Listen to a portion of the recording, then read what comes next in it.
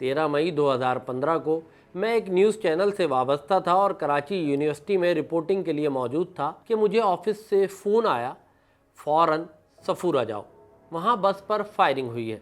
और ऐसे में इस तरह की इतला आई तो मैं तेज़ी से जाए वक़ुआ की तरफ पहुँचा तो देखा शहर से दूर सुनसान सड़क और ज़मीन पर फैला हुआ खून जो उस हमले की शिद्दत बयान कर रहा था। मैं उस स्पॉट पर मौजूद हूँ जहाँ पर दहशतगर्दी का ये वाक़या हुआ। फैसल, आप सुबह से ये इंसिडेंट कवर कर रहे हैं, वो तफसील क्या थी इस वाक़ये की? सुबह 9:15 बजे के करीब का वाक़या है। पूरा इलाका आप देख सकते हैं, ये एक जंगल है, अभी डेवलपमेंट चल रही है, ये कोई आबादी वाला इलाका नहीं है। तो हम भी बहुत डर डर के वहाँ पर गए थे और बाकायदा बड़ा सोच समझ के देखभाल के और जो है वो देखते देखते, क्योंकि ना रोड्स वहाँ पर है, कोई ऐसा इंफ्रास्ट्रक्चर नहीं था, रोड्स नहीं थे, लेकिन बाकायदा वो उस वक्त बड़ी खौफ की एक अलामत थी वहाँ पर। जबकि दहशतगर्दी का शिकार होने वाली बस को बॉडीज समेत करीबी मेमन अस्पताल पहुँचा दिया गया था। इस वाक़े में 45 लोग जान से गए और निशाना बनी थी इस्माइली कम्युनिटी। वाक़या था सानिहा सफूरा, जिसको मीडिया साद अजीज़ केस के नाम से भी रिपोर्ट करता है। ये 2015 की बात है और उस वक्त आम तौर पे लोग वहाँ पर इतनी आबादी नहीं थी। अगर हम अलासिफ क्रॉस करते हैं, शहर से आ रहे हैं और अलासिफ क्रॉस कर रहे हैं, तो आम तौर पे लोग अलासिफ क्रॉस नहीं किया करते थे जो शहर में रहने वाले लोग होते थे। और उस वक्त एक आम सा एक जुमला था जो आम तौर पे लोग इस्तेमाल किया करते थे जब वो वहाँ से निकल रहे होते थे, तो वो ये कहते थे कि हम शहर जा रहे हैं, या वहाँ जब आया करते थे ये कहते थे कि हम शहर से आ रहे हैं।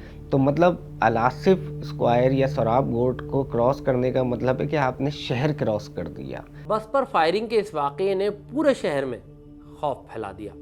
यानी शाहिदीन के मुताबिक मुल्ज़िमान वर्दी में मलबूस थे जो बज़ाहिर पुलिस और सिक्योरिटी गार्ड्स की लगती थी। ये सिर्फ फायरिंग नहीं थी, एक मुनज़्ज़म मंसूबाबंद कार्रवाई थी जिसमें हमला आवर बस के अंदर दाखिल हुए और एक एक करके मुसाफिरों को निशाना बनाया। ये तरीक़ाकार उस वक्त मशरिक़ वस्ता में सरगर्म शिद्दत पसंद तंजीमों से मिलता जुलता था।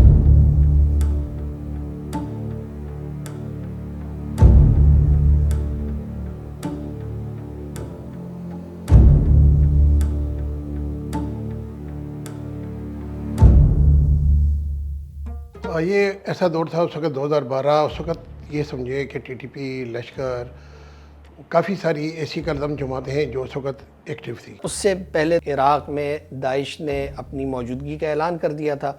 दौलत इस्लामिया फिर इराक़ के नाम से दाइश ने अपनी खिलाफत का ऐलान किया। नई दाइश उस वक्त आई थी और दाइश अगर देखा जाए तो दुनिया की तारीख़ में एक जालिम तरीन जो है दहशतगर्द तंजीमों में से एक थी। अच्छा, जब उसने अपनी खिलाफत का ऐलान किया तो इब्तदाई तौर पर अलकायदा और दाइश के दरमियान बड़ी तवील बहसें हुई। यानी अलकायदा इस ऐलान से बिल्कुल मुत्तफ़िक़ नहीं थी। उसके मुताबिक दाइश को इस ऐलान करने की जो अथॉरिटी थी वो हासिल नहीं थी।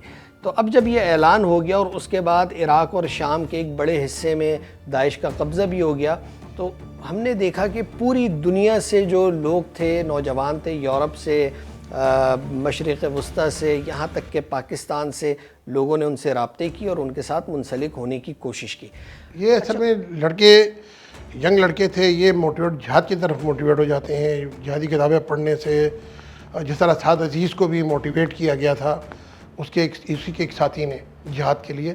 अच्छा, उसी ज़माने में जब शाम और इराक़ में उन्होंने अपना असर व रसूख बढ़ाया तो उसके बाद फिर उन्होंने पाकिस्तान और अफ़गानिस्तान का भी रुख किया और उसी ज़माने में टीटीपी से अलहदा होने वाले बहुत से अहम कमांडर्स ने दाइश से वफ़ादारी का ऐलान किया। दुनिया में जो नाम चल रहा था वो दाइश का चल रहा था। वो जालिम एक तंजीम थी।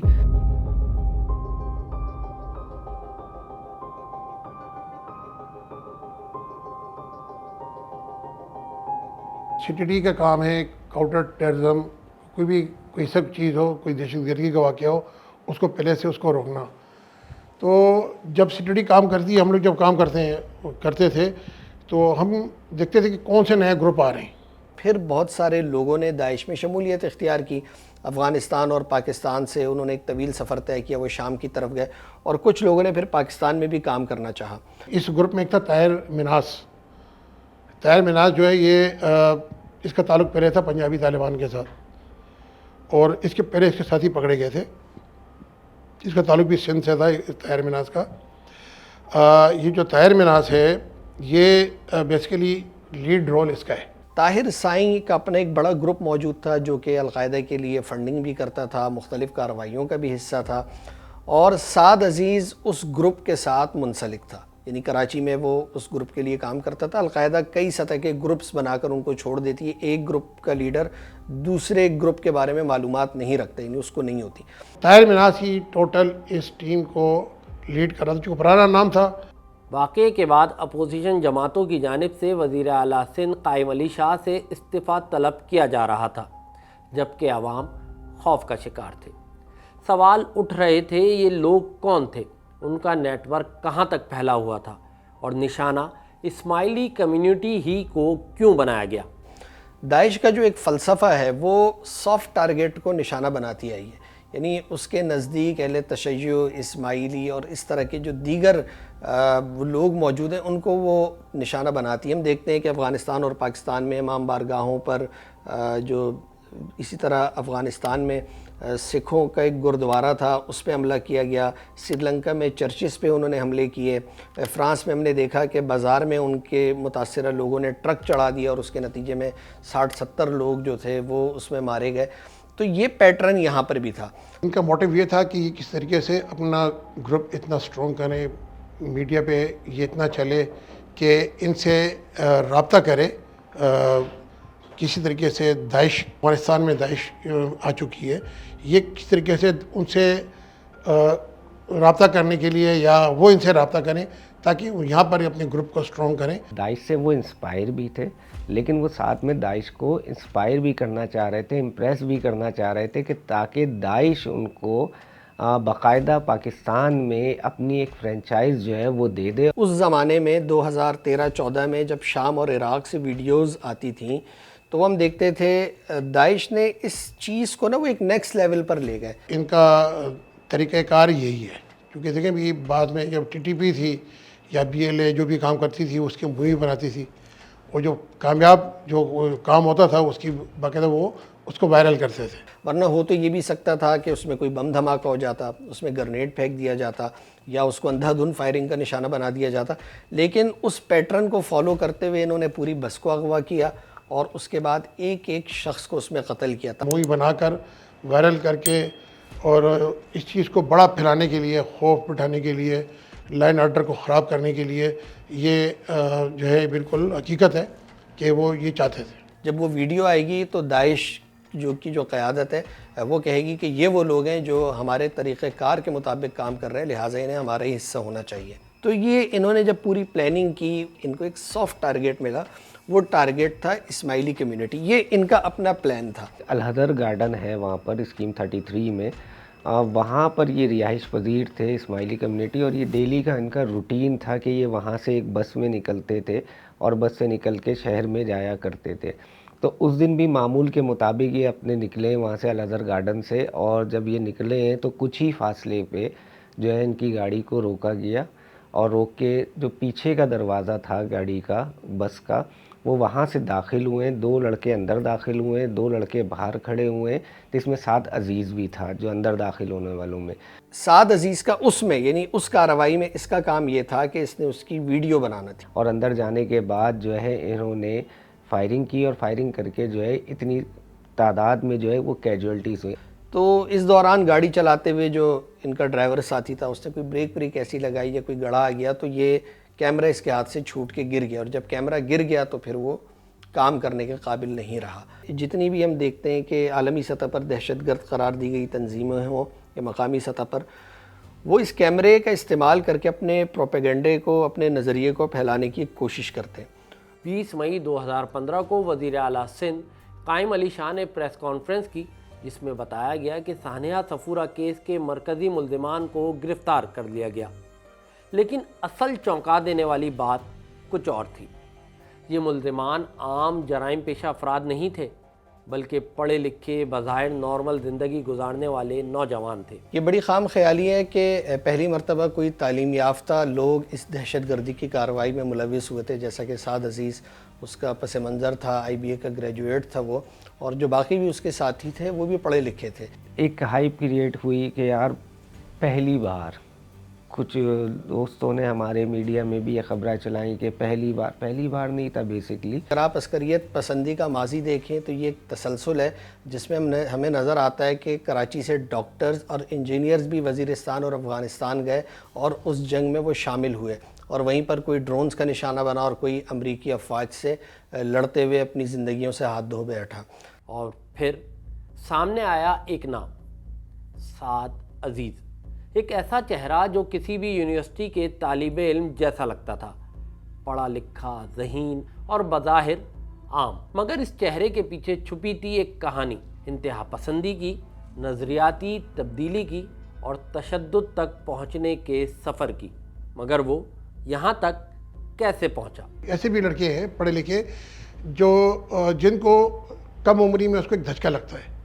جب دھچکا لگتا ہے کسی میں، محبت میں، عشق میں، تعلیم میں، کسی میں، تو اس کا ذہن یو ٹرن ہو جاتا ہے۔ ایسے ہی سعد عزیز کا کیس تھا۔ IBA میں جب یہ پڑھ رہا تھا تو اس وقت اس کی دوستی ہوئی ایک لڑکی سے، اور وہ لڑکی چونکہ کافی زیادہ ماڈرن تھی، چونکہ یہ بذات خود اس طرح کا نہیں تھا، جس پر اس لڑکی نے اس سے بریک اپ کیا، اور بریک اپ کرنے کے بعد جو ہے وہ اس نے کسی اور سے فرینڈ شپ کی۔ یہ پہلا سیٹ بیک تھا جو اس کو لگا جا کے، جس سے یہ تھوڑا سا ڈسہارڈ بھی ہوا اور تھوڑا سا پریشان بھی ہوا۔ یہ مین اور ایک لڑکا اس کو ملتا ہے علی، وہ عمرہ کر کے میرا خیال واپس آیا ہوتا ہے، تو اس کا بھی مذہبی ذہن تھا، تو اس نے اس کو موٹیویٹ کیا ساتھ کو کہ آپ جہاد کی طرف آئیں اور جہاد پہ کام کریں۔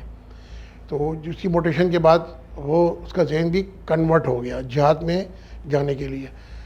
پھر اس دوران علی اسے ایک نمبر دیتا ہے حارث نامی لڑکے کا کہ آپ حارث سے جا کر رابطہ کرنا لاہور، حارث آپ کو آگے فردر آپ کو یہ آگے آپ کو اس کا راستہ دکھائے گا۔ یہ گھر میں باقاعدہ بات بتا کے جاتا ہے اپنے گھر والوں کو ساتھ کہ میں افغانستان جا رہا ہوں ٹریننگ میں۔ اور 2010 یا 11 میں یہ لوگ وزیرستان گئے تھے اور وہاں جا کر تربیت حاصل کی تھی، اور کئی ماہ وہاں پر انہوں نے گزارے تھے، اور وہیں سے انہوں نے جو ہے کراچی میں کام کرنا اور اس کو آگے بڑھانے کا سلسلہ شروع کیا، اور اس وقت القاعدہ کے ساتھ یہ منسلک تھے۔ 2007 سے لے کے 2014 تک القاعدہ نے پاکستان میں کئی ایک حملے کیے، اور وزیرستان میں اس کے تربیتی مراکز موجود تھے۔ پھر یہ لاہور پہنچتا ہے، لاہور پہنچ کر یہ اپنے دوست کو فون کرتا ہے، جو بھی اس کو نمبر دیا ہو، وہ اسے آ کر پک کرتے ہیں، اس کو کہتے ہیں جی جب آپ گاڑی میں بیٹھو گے، جہاں تک میں گاڑی لے کے جاؤں گا آپ نے آنکھیں نہیں کھولنی۔ وہ اسے بنو بس اسٹاپ پہ لے کر گئے، بنو بس اسٹاپ پہ اس کو ایک اور نمبر دیا کہ آپ بنو پہنچ کر اس نمبر پہ رنگ کرنا، وہ آپ کو فردر آپ کی مدد کرے گا۔ یہ جب اسٹاپ پر آتا ہے تو اسٹاپ پہ اسے ایک دو لڑکے اور بھی ملتے ہیں جو پنجاب سائڈ کے تھے۔ یہ تین لڑکے وہاں سے بنو آتے ہیں، بنو آ کے جو اس کو نمبر دیا گیا ہوتا ہے وہ اس سے رابطہ کرتے ہیں، تو 2 ہفتے کے بعد یہ اس کو سینٹر میں لے جاتے ہیں۔ وہاں جا کر جب سینٹر پہنچتے ہیں تو وہاں پہ اس کی ملاقات علی سے بھی ہوتی ہے، علی بھی وہاں پہلے ہی پہنچا ہوتا ہے، اور یہ وہاں پہ ملے۔ وہ علی اس کو پہلے بتا چکا تھا کہ یہ لڑکا بڑا پڑھا لکھا، بڑا قابل ہے، تو اس کو پھر مذہبی اس کی بھی اس سے بٹھا دیا استاد نے، وہاں اس نے اس کی اس طرح ان کی ٹریننگ لی۔ CTD کے مطابق اس وقت شہر میں ہونے والی بڑی ٹارگٹ کلنگ میں یہی گروہ شامل تھا۔ ایسا نہیں تھا کہ یہ کوئی فرسٹ ٹائم تھا کہ سعد عزیز گروپ جو ہے یا طاہر مناز گروپ جو ہے وہ یہ گروپ پہلی بار کراچی میں ایکٹیو ہوا تھا یا پہلی بار کوئی کارروائی کر رہا تھا۔ اس سے پہلے یہ 2009 سے یہ گروپ ایکٹیو تھا، اور یہ چھوٹی موٹی کارروائیاں کرتے جا رہے تھے، شہر کے مختلف علاقوں میں یہ کارروائیاں کر چکے تھے۔ انہوں نے شروع میں تو حیدرآباد سے کام شروع کیا، پولیس موبائل پہ انہوں نے وہاں فائرنگ کی، پھر کراچی میں انہوں نے تیموریہ کے علاقے میں گرینیڈ پھینکا موبائل کے اوپر، تو یہ پولیس پہ ایک پولیس والے کو بھی انہوں نے فائرنگ کر کے اس کو بھی شہید کیا، تو یہ ان کا سٹارٹ تھا۔ US نیشنل تھی ڈیبرا لوگو، ان کو بھی انہوں نے ٹارگٹ کیا، فارچونیٹلی وہ سروائیو کر گئے اس اٹیک کے اندر۔ اس سے پہلے جو ہے بھوری کمیونٹی کو وہ ٹارگٹ کر رہے تھے مسلسل، جہاں ان کی شاپس تھیں وہاں پر ٹارگٹ کیا جا رہا تھا۔ ناظم آباد، حیدری، نارتھ ناظم آباد، شہید ملت، یہاں پر بھی ان کو ٹارگٹ کیا گیا۔ اس کے علاوہ جو ہے وہ جو سبین محمود ایک بہت ہی بڑی سوشل ایکٹیوسٹ تھیں، ان کو ٹارگٹ کیا گیا۔ تو اسی لیے سعد عزیز کا سارا پیٹرن آپ دیکھیں، سبین محمود کو جو انہوں نے نشانہ بنایا تو وہاں ان کا جو پروگرامز ہوتے تھے وہاں پر مستقل بنیادوں پر شرکت، یہاں تک کہ سوالات بھی، بحث و مباحثہ بھی۔ تو سبین محمود جب لیکچر دے رہی تھی تو وہاں پہ یہ بھی موجود تھا، وہ ایک پکچر ملی تھی اس کے ریکارڈ سے کہ وہ لیکچر دے رہی تھی، یہ وہاں پہ کلاس میں بیٹھا ہوا اس کا لیکچر سن رہا تھا۔ اچھا، اگر ان سارے ٹارگٹس کی بات کی جائے تو ان سارے ٹارگٹس میں کامن کیا تھا؟ بیسکلی ایک چیز بڑی کامن تھی سب میں، سب سافٹ ٹارگٹ تھے۔ بوری کمیونٹی کو ٹارگٹ کرنا بہت سافٹ تھا لیکن امپیکٹ بہت ہائی تھا۔ اس کو ہم سافٹ نہیں کہیں گے، یہ بڑا ٹارگٹ ہوتا ہے۔ سافٹ ٹارگٹ وہ ہوتا ہے بڑا ایزی ہوتا ہے، یہ بڑے ٹارگٹ ہے کہ بڑا نہ ہو، امپیکٹ زیادہ ہو۔ سعد عزیز نے لٹریچر کو چونکہ پڑھا لکھا تھا تو لٹریچر کو انگریزی میں ترجمہ کر کے لوگوں تک پہنچانا، یعنی اس کلاس تک جو کہ اردو بہتر طریقے سے پڑھ نہیں سکتی، تو اس نے ایلیٹ کلاس میں انفلوئنس کی ایک کوشش کی۔ ملک بھر میں دہشت کا باعث بننے والے اور انٹرنیشنل میڈیا میں جگہ بنانے والے اس پیچیدہ کیس کی گتھی سی ٹی ڈی کے راجہ عمر خطاب اور ان کی ٹیم نے اتنی جلدی کیسے سلجھائی؟ صفورہ کا جو ثانیہ ہے بہت بڑا ثانیہ تھا۔ اس ثانیے میں یہ سمجھا کہ انٹرنیشنل سطح پہ کا یہ کیس تھا، بہت بڑا کیس تھا، بڑا چیلنجنگ کیس تھا پولیس کے لیے۔ اس میں سی ٹی ڈی کے ہمارے جو راجہ عمر خطاب صاحب تھے وہ ایک گروپ کے اوپر کافی عرصے سے کام کر رہے تھے۔ اس کی تفتیش کو حل کرنے کے لیے جب معلومات حاصل کرنے کی کوشش کی سی ٹی ڈی نے تو ان کو بڑا اچھا ایک بریک تھرو ملا۔ اس بریک تھرو ملنے کے بعد جب سی ٹی ڈی نے اس لیڈ پہ کام کرنا شروع کیا تو سی ٹی ڈی کو بہت اچھی کامیابی حاصل ہوئی۔ وہ گروپ جس کی پر سی ٹی ڈی کے راجہ عمر خطاب صاحب کی ٹیم کام کر رہی تھی، وہ انہوں نے بڑے مہارت کے ساتھ ان تمام کے ان کریکٹرز کو جو اس چیز میں انوالو تھے ان کو انہوں نے بروقت گرفتار کیا، اور وہ جو آلۂ قتل تھا اور ایویڈنس کے ساتھ وہ سب ان سے برآمد ہوا، اور یہ کیس بہت جلدی حل ہوا، کیونکہ یہ ایک ایسا کیس تھا کہ جس میں گورنمنٹ اور پلس جو ہمارا محکمہ تھا یہ بہت ڈسٹرب تھے، بڑے پریشان تھے، کیونکہ یہ ایک بہت بڑا ثانیہ تھا۔ سوال صرف یہ نہیں کہ سعد عزیز کون تھا، سوال یہ ہے کہ پڑھے لکھے نوجوان کیسے اس سوچ تک پہنچتے ہیں جہاں انسانیت پیچھے رہ جاتی ہے اور تشدد آگے بڑھ جاتا ہے۔